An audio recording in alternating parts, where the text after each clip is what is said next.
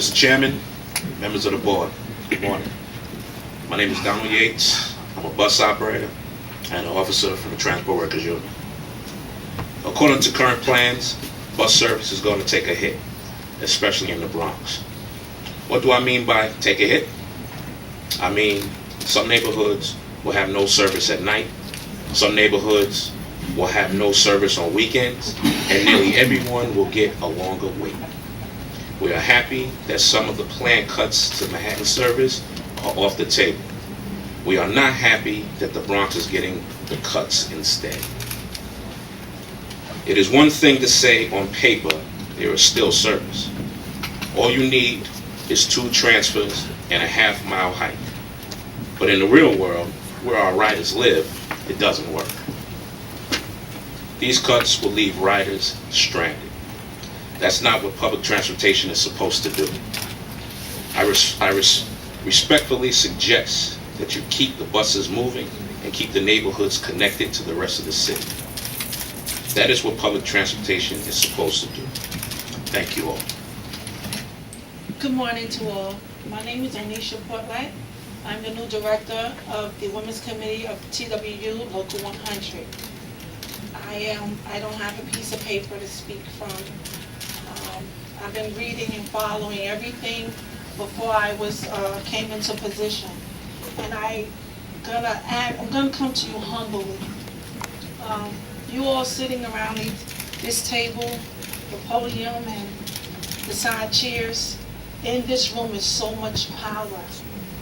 I myself am a New York City graduate from the public school system, and I stand before you as a director at 35 years of age.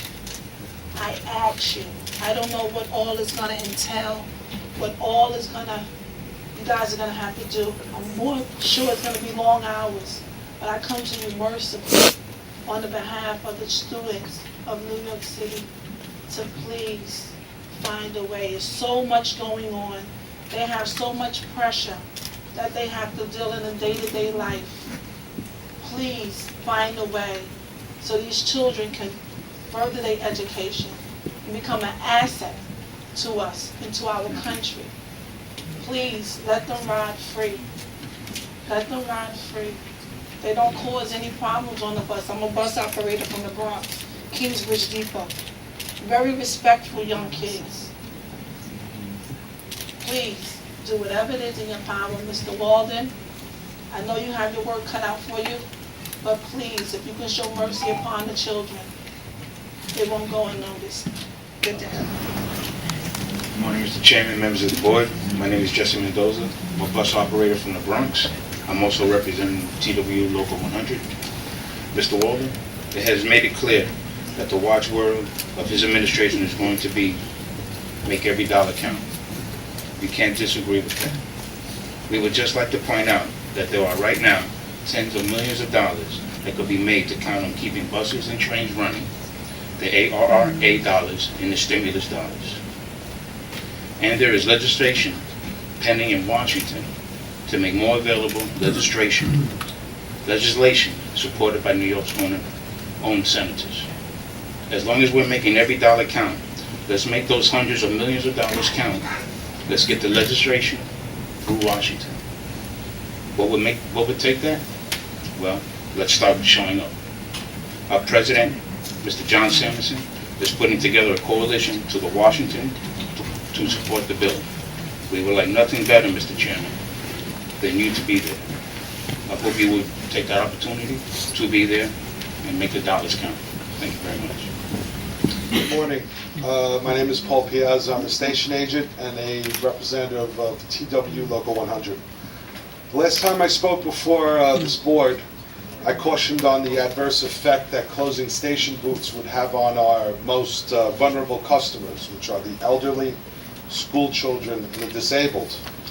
Since then, we've had over 100 booths closed, accessorize is being cut, and we're going to take away the kids' passes. I would like to remind this board that they are charged with providing affordable, clean, convenient, reliable, safe transportation for the people of the city of New York. The base fare is $2.50, but many groups, like the strap hangers, said it's worth much less.